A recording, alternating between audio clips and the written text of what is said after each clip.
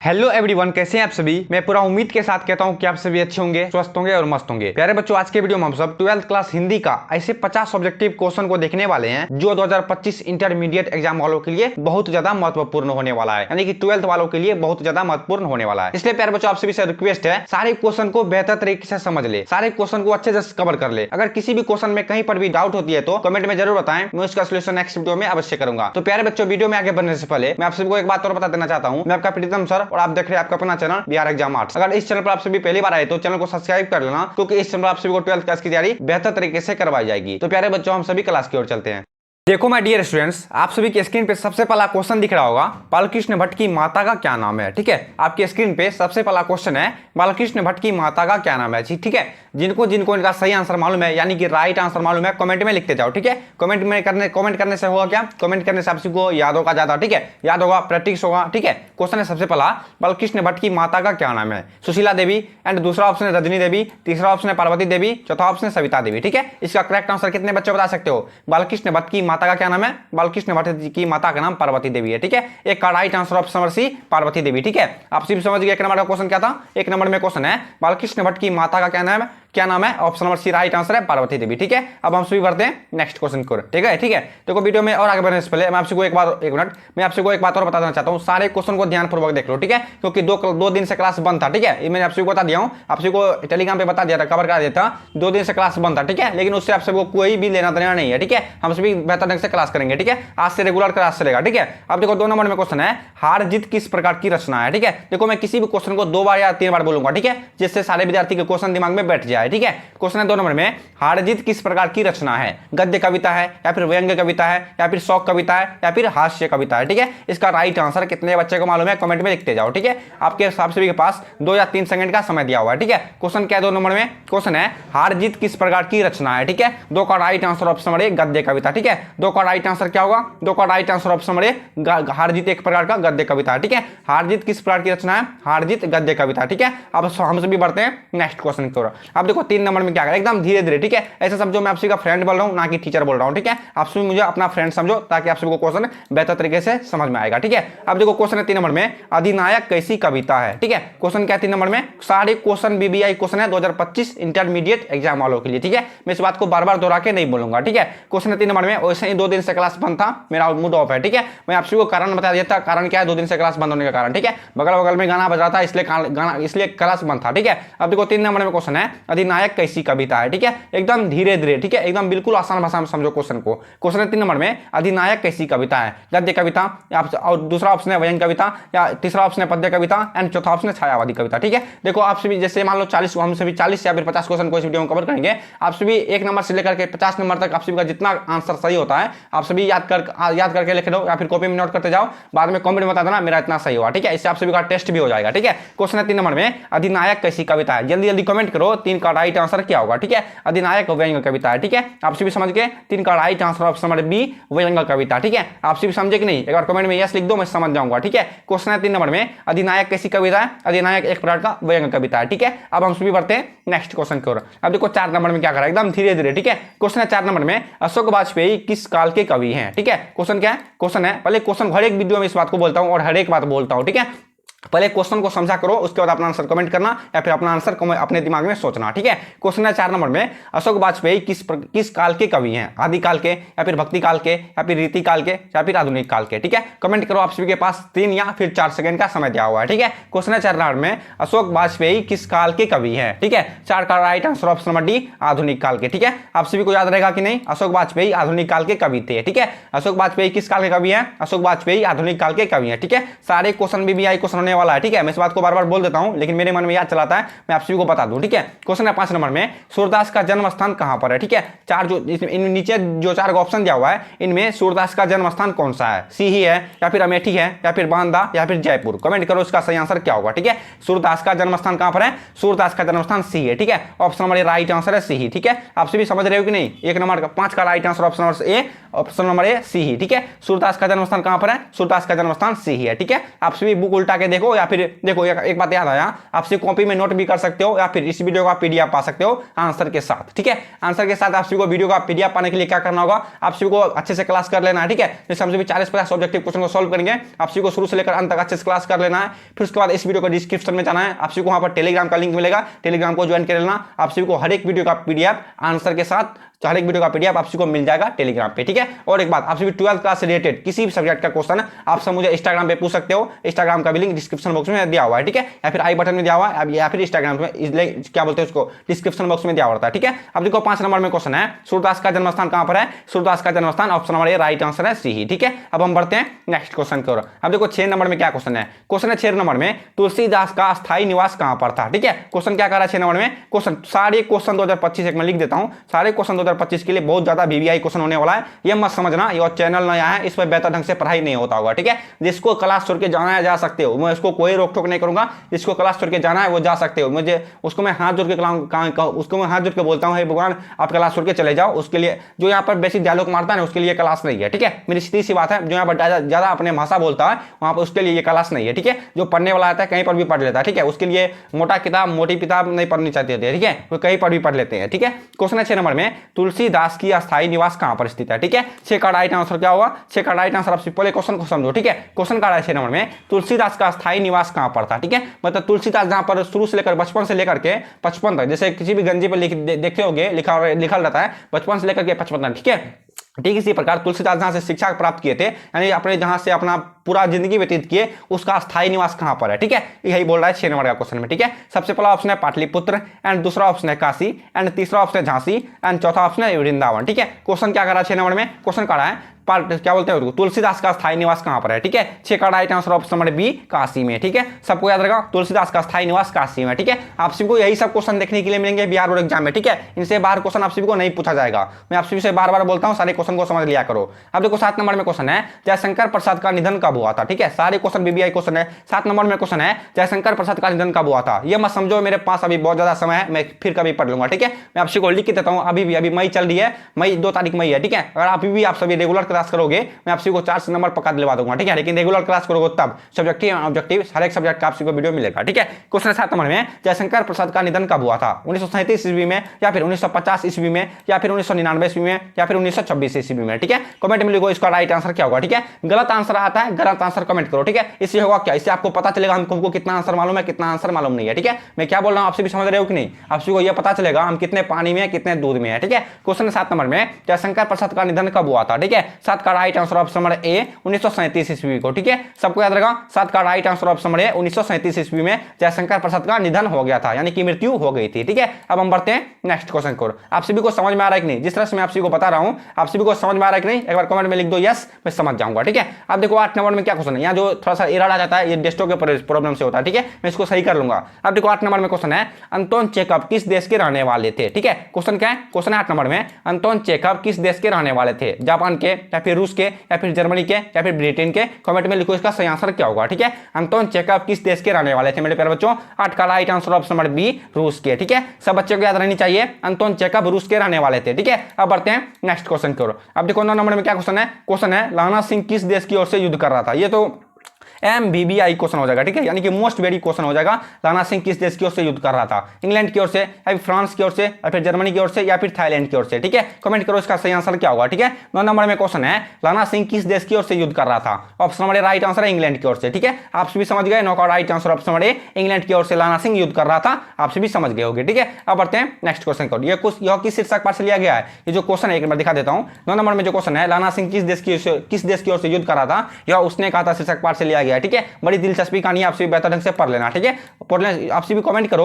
अब मैं ऐसे देखो याद आया मुझे को 12th क्लास 2025 इंटरमीडिएट एग्जाम वालों के लिए। ठीक है, जितने बहुत ज्यादा क्वेश्चन को कवर करा दिया गया है, उस वीडियो का प्ले लिस्ट का लिंक डिस्क्रिप्शन बॉक्स में दिया रहता है, आप वहां से जा करके देख लेना। ठीक है, 12th क्लास की हिंदी का ज्योग्राफी का, हिस्ट्री का, पॉलिटिकल साइंस का, हर एक सब्जेक्ट का वीडियो के प्ले लिस्ट का लिंक डिस्क्रिप्शन में बॉक्स में दिया हुआ है। आप सभी वहां से जाकर के देख लेना, या फिर चैनल पर जाना, आप सभी को प्ले लिस्ट में जाना है, वहां से आप सभी को हर एक वीडियो का पीडीएफ प्ले लिस्ट मिलेगा। आप सभी जाकर के सारी वीडियो को अच्छे से कवर कर लेना, ठीक है। आप सभी का 90% हर एक सब्जेक्ट से क्लियर हो जाएगा, ठीक है। मैं क्या बोलना चाह रहा हूं आप सभी समझ रहे होगे, ठीक है। 12th क्लास में हो, आप सभी समझ रहे होगे, मैं आप सभी को अपने बारे में एक्सप्लेन नहीं कर सकता, ठीक है। क्वेश्चन 10 नंबर में उसने कहा था शीर्षक कहानी किस वर्ष लिखी गई, ठीक है। उसने कहा था शीर्षक कहानी किस वर्ष लिखी गई, किसको किनको इनका राइट आंसर मालूम है, 1920 को या फिर 1915 को या फिर 1921 को या फिर 1944 को, ठीक है। क्वेश्चन 10 नंबर में उसने कहा था शीर्षक कहानी किस वर्ष लिखी गई, ठीक है। 10 का करेक्ट आंसर ऑप्शन नंबर ए 1920 ईस्वी को, ठीक है। सब बच्चे का रहेगा उसने कहा था शीर्षक पार्टी, देखो जो लाना सिंह है ना, लाना सिंह इसी शीर्षक पाठ का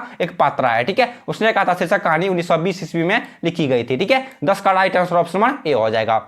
आप पढ़ते हैं नेक्स्ट क्वेश्चन को। अब देखो 11 नंबर में क्या कहा है क्वेश्चन। 11 नंबर में बालकृष्ण भट्ट किस काल के रचनाकार हैं, ठीक है। क्वेश्चन क्या 11 नंबर में क्वेश्चन है बालकृष्ण भट्ट किस काल के रचनाकार हैं, भक्ति काल के या फिर आधुनिक काल के या फिर रीति काल के। चौथा ऑप्शन क्या, चलो देख लेते हैं। चौथा ऑप्शन है भारतेंदु युग, ठीक है। क्वेश्चन क्या कर रहा है, क्वेश्चन है बालकृष्ण भट्ट किस काल के रचनाकार है। 12th क्लास के हिंदी का सबसे फर्स्ट चैप्टर का सबसे पहला क्वेश्चन, ठीक है। आप भी बता सकते हो, कमेंट करो, ठीक है। क्वेश्चन क्या था 11 नंबर में, क्वेश्चन है बालकृष्ण भट्ट किस काल के रचनाकार है, ठीक है। 11 का right answer option number D. जितने भी बच्चे बता रहे हो भारतेंदु युग सबका राइट आंसर है, ठीक है। हर एक बच्चे को इसका याद होगा, जो नहीं पढ़ता होगा घर में बैठ करके ना ऑनलाइन क्लास, उसको भी इस क्वेश्चन का आंसर मालूम होगा, ठीक है। बालकृष्ण भट्ट किस काल के रचनाकार है, भारतेंदु युग के रचनाकार है, ठीक है। अब बढ़ते हैं नेक्स्ट क्वेश्चन की ओर। आप सभी को समझ में आ रहा है कि नहीं, एक बार कमेंट में फिर से कंफर्म कर दो मुझको, आप सभी को समझ में आ रहा है, ठीक है। ये जो इरादा है ना, ये थोड़ा टेस्टों के प्रॉब्लम से इरादा आता है, ठीक है। इससे आप सभी को कोई लेना देना नहीं है, ठीक है। क्वेश्चन है 12 नंबर में चंद्रधर शर्मा गुलेरी की कितनी कहानियां, ठीक है। ये भी MBBI क्वेश्चन है, ठीक है। 2025 इंटरमीडिएट एग्जाम वालों के लिए ये भी MBBI क्वेश्चन हो जाएगा, ठीक है। क्वेश्चन है 12 नंबर में चंद्रधर शर्मा गुलेरी की कुल कितनी कहानियां हैं, 3 है या फिर 10 है या फिर 5 है या फिर 50 है या फिर 12 है, ठीक है। 50 तो हो नहीं सकता, 12 भी नहीं हो सकता, 10 भी नहीं हो सकता, ये इसका मतलब 12 का राइट आंसर ऑप्शन नंबर ए 3, ठीक है। चंद्रधर शर्मा गुलेरी की कुल कितनी कहानियां हैं, चंद्रधर शर्मा गुलेरी की कुल की कहानियां 3 है, ठीक है। अब बढ़ते हैं नेक्स्ट क्वेश्चन करो। अब देखो क्वेश्चन क्या कर रहा है 13 नंबर में, एकदम धीरे धीरे, ठीक है, एकदम धीरे धीरे सरल भाषा में क्वेश्चन को समझो, ठीक है। अब देखो 13 नंबर में क्वेश्चन कर रहा है निम्न में से जयशंकर प्रसाद की रचना कौन सी है, ठीक है। क्वेश्चन क्या 13 नंबर में क्वेश्चन है निम्न में से जयशंकर प्रसाद की रचना कौन सी है, तुमुल कोलाहल कलामे या फिर उषा या फिर गांव का घर या फिर छप्पा है। कमेंट करो इसका सही आंसर क्या होगा, ठीक है। निम्न में से जयशंकर प्रसाद की रचना कौन सी है, ठीक है। 13 का राइट आंसर क्या होगा, 13 का right answer option number A तुमुल कोलाहल कलामे, ठीक है। आप सभी समझे, 13 का right answer option number A तुमुल कोलाहल कलामे, ठीक है। निम्न में से जयशंकर प्रसाद की रचना तुमुल कोलाहल कलामे से जयशंकर प्रसाद की रचना है। आप सभी को हाथ जोड़ के कहता हूं, आप सभी को सारे क्वेश्चन इंटरमीडिएट एग्जाम वालों के लिए, ठीक है। आप सभी को हर एक क्वेश्चन, सारे क्वेश्चन को हॉल में याद करके जाना है, ठीक है। मैं आप सभी को लिख के देता हूं, अगर आप सब बेहतर ढंग से क्लास कर लोगे, आप सभी को 4 नंबर नहीं आया तो मेरा नाम बदल देना, ठीक है। मैं आप सभी को आर्ट्स से ही कवर करा सकता हूं, ठीक है। साइंस मुझको नहीं आता, मैं आप सभी को आर्ट्स से कवर कर सकता हूं, ठीक है। वैसे थोड़ा मोड़ा आता है, ऐसा बात नहीं है मैं उसको नहीं आता, मैं आप सभी को कवर कर सकता हूं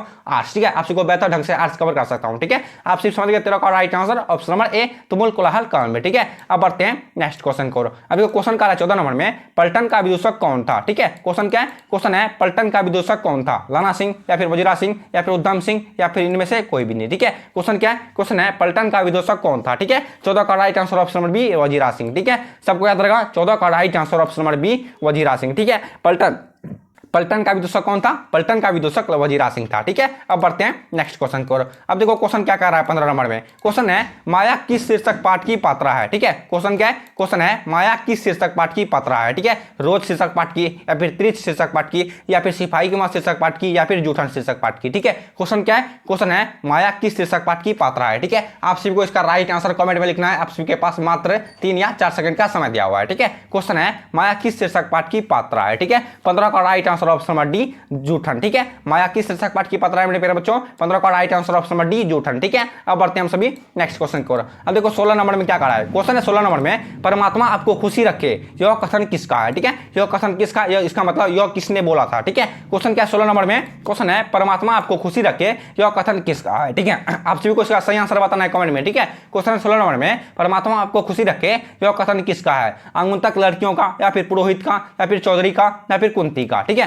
क्वेश्चन क्या है, क्वेश्चन है परमात्मा आपको खुशी रखे यह कथन किसका है, ठीक है। ऑप्शन नंबर ए राइट आंसर है आगंतुक लड़कियों का, ठीक है, जो दाल और चावल मांगने के लिए आए थे, ठीक है। क्वेश्चन 16 नंबर में परमात्मा आपको खुशी रखे यह कथन किसका है, आगंतुक लड़कियों का, ठीक है। अब बढ़ते हैं नेक्स्ट क्वेश्चन को। अब देखो क्वेश्चन क्या कर रहा है 17 नंबर में, क्वेश्चन है, एक मिनट, क्वेश्चन है सिपाही की मां शीर्षक एकांकी किस संकलन का अंग है? ठीक है, क्वेश्चन क्या है, पहले क्वेश्चन को समझ लो। ठीक है, क्वेश्चन कह रहा है सिपाही की मां शीर्षक एकांकी किस संकलन का अंग है? ठीक है, अब बढ़ते हैं इनकी ऑप्शन की ओर। अब देखो, सबसे पहला ऑप्शन है अंडे के छिलके तथा अन्य एकांकी, एंड दूसरा ऑप्शन है नए बादल, एंड तीसरा ऑप्शन है पैर तले जमीन, चौथा ऑप्शन है आधे अधूरे। ठीक है, क्वेश्चन क्या कह रहा था फिर से समझ लो। क्वेश्चन है, एक मिनट, क्वेश्चन है, एक मिनट, थोड़ा बड़ा हो गया। ठीक है, थोड़ा सा छोटा कर देता हूँ। क्वेश्चन है 17 नंबर में सिपाही की मां, ठीक है, सिपाही की मां शीर्षक एकांकी किस संकलन का अंग है? ठीक है, 17 का राइट आंसर क्या होगा? 17 का राइट आंसर ऑप्शन नंबर ए अंडे के छिलके तथा अन्य एकांकी। ठीक है, 17 का राइट आंसर ऑप्शन नंबर ए अंडे के छिलके तथा अन्य एकांकी। ठीक है, आप सभी को सारे क्वेश्चन को हर हाल में याद करके जाना है बिहार बोर्ड एग्जाम में। ठीक है,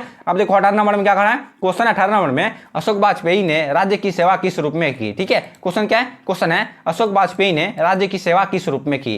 भारतीय प्रशासनिक सेवा के रूप में, या फिर आलोचक के रूप में, या फिर अर्थशास्त्री के रूप में, या फिर जानकारी के रूप में? ठीक है, क्वेश्चन क्या है, क्वेश्चन है अशोक वाजपेयी ने राज्य की सेवा किस रूप में की? 18 का करेक्ट आंसर ऑप्शन नंबर ए भारतीय प्रशासनिक रूप सेवा के रूप में। ठीक है, अशोक वाजपेयी ने राज्य की सेवा किस रूप में की थी? अशोक वाजपेयी ने राज्य की सेवा भारतीय प्रशासनिक सेवा के रूप में की थी। ठीक है, आप सभी समझ गए यहां तक क्वेश्चन। अब बढ़ते हैं हम सभी नेक्स्ट क्वेश्चन को। अब देखो 19 नंबर में क्या कह रहा है, क्वेश्चन है रघुवीर साय का जन्म स्थान कहां पर है? ठीक है, क्वेश्चन क्या 19 नंबर में, क्वेश्चन है रघुवीर साय का जन्म स्थल कौन सा है? ठीक है, मतलब रघुवीर साय का जन्म कहां पर हुआ था ये बोल रहा है। ठीक है, इसे सीधा समझो, रघुवीर साय का जन्म स्थल कहां पर है? दुर्ग छत्तीसगढ़, या फिर वाराणसी उत्तर प्रदेश, या फिर लखनऊ उत्तर प्रदेश, या फिर लमही वाराणसी। ठीक है, क्वेश्चन क्या 19 नंबर में, क्वेश्चन है रघुवीर साय का जन्म स्थल कहां पर है? ठीक है, 19 का राइट आंसर कितने बच्चों को मालूम है कमेंट में लिखते जाओ। ठीक है, 19 नंबर में क्वेश्चन क्या है फिर से समझो। 19 नंबर में क्वेश्चन कर रहा है, एक मिनट, 19 नंबर में क्वेश्चन है रघुवीर साय का जन्म स्थान कहां पर है? ठीक है, रघुवीर साय का जन्म स्थान लखनऊ उत्तर प्रदेश में स्थित है। ठीक है, आप जी समझ गए, 19 का right answer option number C Lucknow Uttar Pradesh. ठीक है, रघुवीर साय का जन्म स्थल लखनऊ उत्तर प्रदेश। ठीक है, अब बढ़ते हैं नेक्स्ट क्वेश्चन को। अब देखो 20 नंबर में क्या कहा है, क्वेश्चन है 20 नंबर में लोकनायक किसे कहा जाता है? ठीक है, ये भी क्वेश्चन MBBI क्वेश्चन है। ठीक है,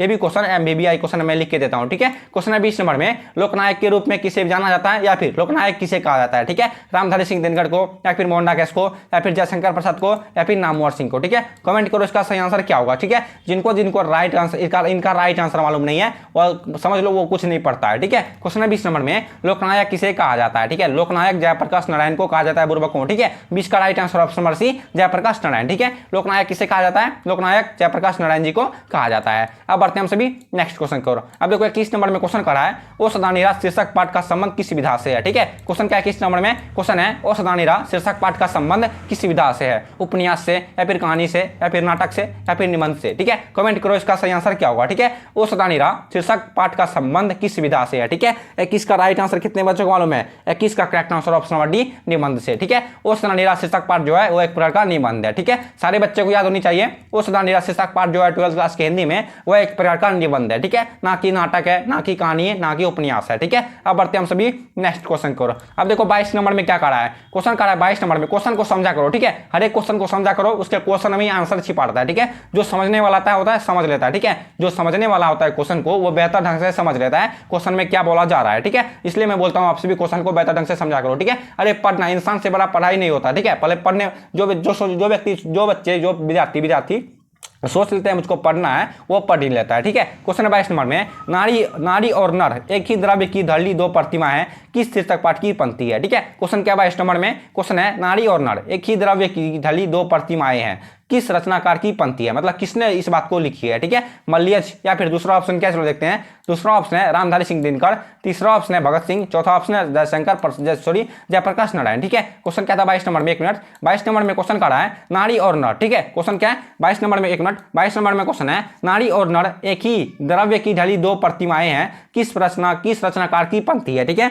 22 का राइट आंसर कितने बच्चों को मालूम है? 22 का राइट आंसर कितने बच्चों को मालूम है? 22 का राइट आंसर क्या होगा? 22 का right answer option number B Ramdhari Singh Dinkar की। ठीक है, आप सभी क्वेश्चन को फिर से समझ लो। 22 नंबर में क्या कह रहा है, क्वेश्चन कह रहा है नारी और नर एक ही द्रव्य की ढली दो प्रतिमाएं हैं किस रचनाकार की पंक्ति है? ये भी क्वेश्चन मोस्ट VBI क्वेश्चन है। ठीक है, 22 का correct answer option number B Ramdhari Singh Dinkar की। ठीक है, 22 का इधर घेरा लगा देता हूं। ठीक है, 22 का right answer option number B Ramdhari Singh Dinkar की। ठीक है, अब समय बढ़ते हैं नेक्स्ट क्वेश्चन करो। अब देखो 23 नंबर में क्या कह रहा है, क्वेश्चन है कुरमाई का क्या अर्थ होता है? ठीक है, क्वेश्चन क्या था इस नंबर में, क्वेश्चन है कुरमाई का क्या अर्थ होता है? विवाह, या फिर मंगनी, या फिर तिलक, या फिर गाना? ठीक है, क्वेश्चन क्या था इस नंबर में, क्वेश्चन है कुरमाई का क्या अर्थ होता है? ठीक है, जैसे हम सभी के गांव समाज में होता है शादी। ठीक है, मुसलमानों को होता है कुरमाई, ठीक है, कुरमाई मुसलमान को क्या बोलते हैं उसको, थोड़ा मिस्टेक हो रहा है मुझको मुझे पता नहीं है, ठीक है। क्वेश्चन 23 नंबर में कुरमाई का क्या अर्थ होता है, ठीक है, मुझे हम सभी क्वेश्चन की ओर देखना है हम सभी को, ठीक है। क्वेश्चन 23 नंबर में कुरमाई का क्या अर्थ होता है, ठीक है, कुरमाई का अर्थ होता है मंगनी, ठीक है, कुरमाई का अर्थ होता है मंगनी, ठीक है, जैसे हम सभी शादी वादी बोलते हैं ना, उसी तरह से होता है मंगनी, ठीक है।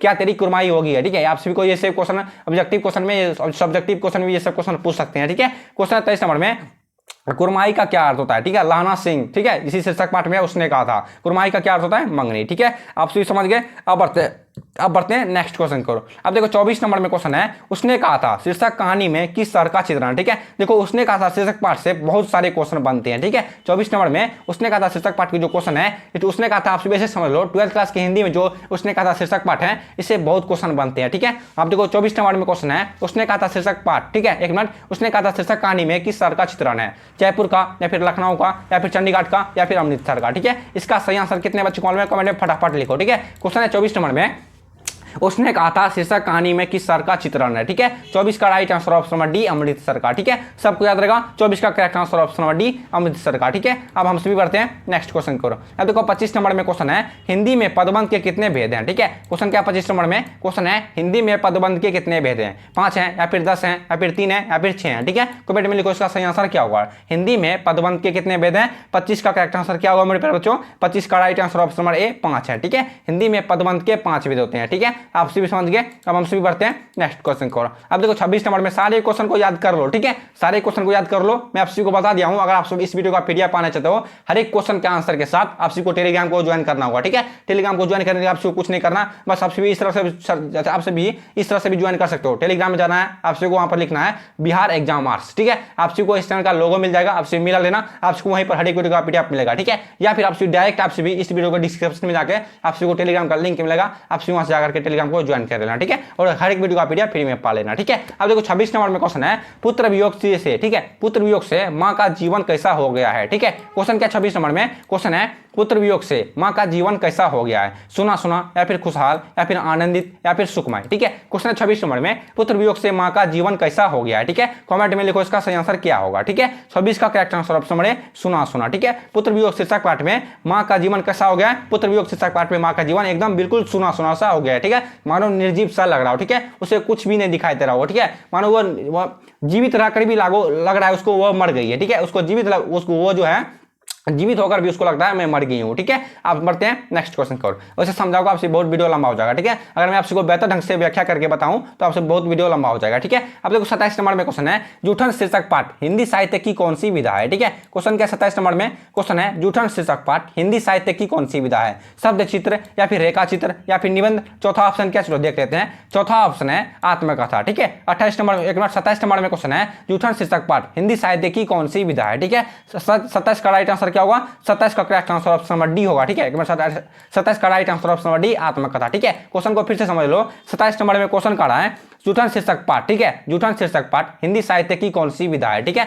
Option number D right answer है आत्मकथा, ठीक है। जूठन शीर्षक पाठ एक प्रकार का आत्मकथा है। अब बढ़ते हैं नेक्स्ट क्वेश्चन को। अब देखो 28 नंबर में क्वेश्चन है, कलीराम हेडमास्टर की पठित पाठ का पात्र है, ठीक है। क्वेश्चन क्या है 28 नंबर में क्वेश्चन है, कलीराम हेडमास्टर किस पठित पात्र का पात्र, यहाँ पर किस होगा, ठीक है।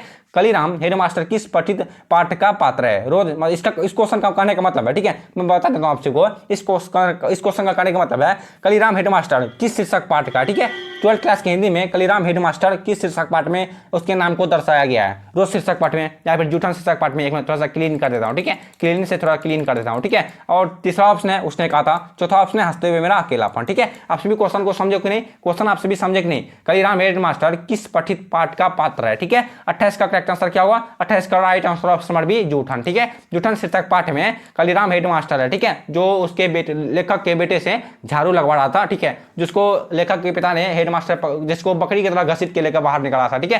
हेडमास्टर इस लेखक को बकरी के बच्चे की तरह घसीट के बाहर निकाला था, उस फील्ड में उसको पटक दिए थे, ठीक है। खैर आप सभी को सब्जेक्टिव क्वेश्चन में बेहतर ढंग से बता दिया जाएगा, ठीक है। क्वेश्चन 28 नंबर में एक बात याद आया, सब्जेक्टिव क्वेश्चन एक बात याद आया, ठीक है।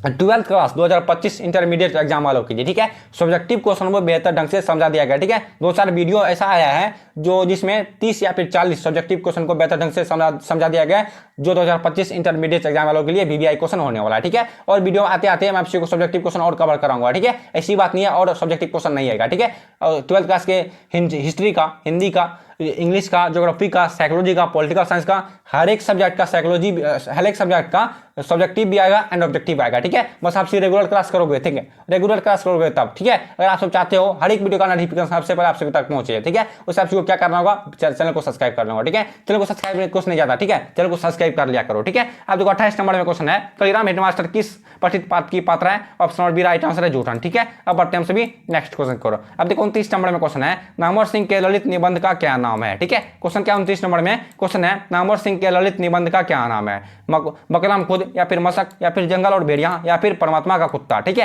क्वेश्चन है 29 नंबर में, नामवर सिंह के ललित निबंध का क्या नाम है, इसका राइट आंसर आप सभी को कमेंट में लिखना है, ठीक है। 29 नंबर में क्वेश्चन है, नामवर सिंह के ललित निबंध का क्या नाम है, ठीक है। 29 का राइट आंसर क्या होगा, 29 का right answer option number A Bakalam Khud, ठीक है। 29 का right answer option number A Bakalam Khud, ठीक है। अब बढ़ते हैं हम सभी नेक्स्ट क्वेश्चन की ओर। अब देखो 30 नंबर में क्वेश्चन करा है, अंडे के छिलके के रचनाकार के क्या नाम है या फिर रचनाकार कौन है, बाद एक ही होता है, ठीक है। क्वेश्चन है 30 नंबर में, अंडे के छिलके के रचनाकार का क्या नाम है, ठीक है। सबसे पहला ऑप्शन है मलयज या फिर दूसरा ऑप्शन नामवर सिंह, तीसरा ऑप्शन है मोहन डाकेश, चौथा ऑप्शन है प्रकाश वाल्मीकि, ठीक है। क्वेश्चन है 30 नंबर में, अंडे के छिलके के रचनाकार का क्या नाम है, ठीक है। आप सभी को इसका सही आंसर कमेंट में लिखना है, ठीक है। अंडे के छिलके के रचनाकार का क्या नाम है, ठीक है। 30 का right answer option number C Mohan Dakesh, ठीक है। 30 का right answer option number C हो जाएगा मोहन डाकेश, ठीक है। आप सभी समझे कि नहीं, एक बार फिर से कमेंट में यस लिखो, हम सभी मैं 2 मिनट वेट करता हूँ, ठीक है, 2 सेकंड वेट करता हूँ। 30 का करेक्ट आंसर क्या होगा, ठीक है। आप सभी सोचे 30 का राइट आंसर सही है कि नहीं। 30 का right answer option number C Mohan Dakesh, ठीक है। अंडे के छिलके के रचनाकार का नाम है मोहन डाकेश जी, ठीक है। अब देखो 31 नंबर में क्या करा है, 31 नंबर में क्वेश्चन है, ज्ञानेंद्रपति के माता पिता का क्या नाम है, ठीक है। सारे क्वेश्चन को बेहतर ढंग से समझ लो, ठीक है। इस बात को फिर से याद दिला देता हूं, सारे क्वेश्चन को बेहतर ढंग से समझ लो, ठीक है। 31 नंबर में क्या क्वेश्चन है, 31 नंबर में क्वेश्चन करा है, 1 मिनट। 31 नंबर में क्वेश्चन है, ज्ञानेंद्रपति के माता पिता का क्या नाम है, ठीक है। सबसे पहला ऑप्शन है सरला देवी एवं देवेंद्र प्रसाद चौबे, ठीक है, यही इसका राइट आंसर होगा, ठीक है। ज्ञानेंद्रपति के माता पिता का नाम है सरला देवी, ठीक है। ज्ञानेंद्रपति के पिताजी का नाम है, सॉरी माता जी का नाम है सरला देवी, उनके पिताजी का नाम है देवेंद्र प्रसाद चौबे, ठीक है। आपको ये सब क्वेश्चन याद करके जाना है बिहार बोर्ड एग्जाम में, ठीक है। अब देखो 32 नंबर में क्वेश्चन है, रघुवीर साय के पिता क्या थे, ठीक है। क्वेश्चन क्या 32 नंबर में क्वेश्चन है, रघुवीर साय के पिता क्या थे, वकील थे या फिर डॉक्टर थे या फिर शिक्षक थे या फिर चोर थे, ठीक है। क्वेश्चन क्या 32 नंबर में, 32 नंबर में क्वेश्चन का 1 मिनट, 32 नंबर में क्वेश्चन करा है, रघुवीर साय के पिता क्या थे, ठीक है। रघुवीर साय के पिता एक प्रकार के शिक्षक थे, ठीक है। सब बच्चे को याद होनी चाहिए, रघुवीर साय के पिता एक प्रकार के शिक्षक थे, ठीक है। अब हम सभी बढ़ते हैं नेक्स्ट क्वेश्चन की ओर।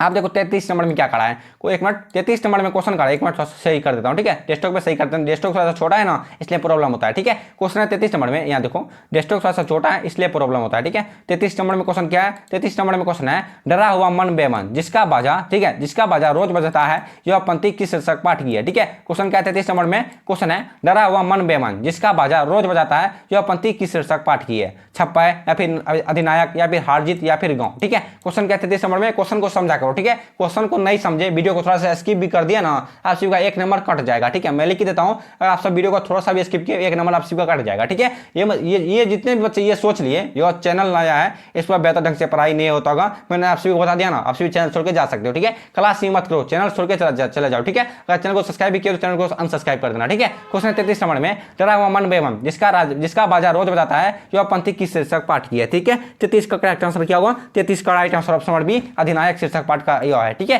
क्वेश्चन 33 नंबर में जो क्वेश्चन है, डरा हुआ मन बेबम जिसका बाजा रोज बजाता है, तो किस शीर्षक पाठ का है, अधिनायक शीर्षक पाठ का है, ठीक है। जिसमें भगवान शंकर अर्धनारी और दापुरुष का रूप लिए हैं, ठीक है। अब देखो 34 नंबर में क्या करा है, 34 नंबर में क्वेश्चन है, बोधा सिंह के पिता का क्या नाम था, ठीक है। क्वेश्चन क्या 34 नंबर में क्वेश्चन है, बोधा सिंह के पिता का क्या नाम था, वजीरा सिंह या फिर राणा सिंह या फिर हजारा सिंह या फिर इनमें से कोई भी नहीं, ठीक है। क्वेश्चन है 34 नंबर में, एक थोड़ा सा क्लीन कर देता हूं, ठीक है। 34 नंबर में क्वेश्चन है, बोधा सिंह के पिता का क्या नाम था, आप सभी कमेंट में लिखो इसका सही आंसर क्या होगा, ठीक है। 34 नंबर में क्या क्वेश्चन है, 34 नंबर में क्वेश्चन करा है, वजीरा सिंह के बोधा सिंह के पिता का क्या नाम था, ठीक है। बोधा सिंह के पिता का नाम था हजारा सिंह, ठीक है। सब बच्चे को याद रहेगा, बोधा सिंह के पिताजी का नाम हजारा सिंह है, ठीक है। अब बढ़ते हैं हम सभी नेक्स्ट क्वेश्चन की ओर। अब देखो 35 नंबर में क्वेश्चन है, छात्र आंदोलन के, ठीक है, छात्र आंदोलन का नेतृत्व स्वीकार करते समय जयप्रकाश नारायण की स्थिति कैसी थी, ठीक है। क्वेश्चन क्या 35 नंबर में क्वेश्चन है, छात्र आंदोलन का नेतृत्व स्वीकार करते समय जयप्रकाश नारायण की स्थिति कैसी थी, बुढ़ापा और बीमारी, या फिर पूर्ण स्वस्थ, या फिर युवक, या फिर जर्जर। ठीक है, क्वेश्चन है 36 नंबर में, जयप्रकाश एक मिनट, छात्र आंदोलन का स्वीकार करते समय, ठीक है,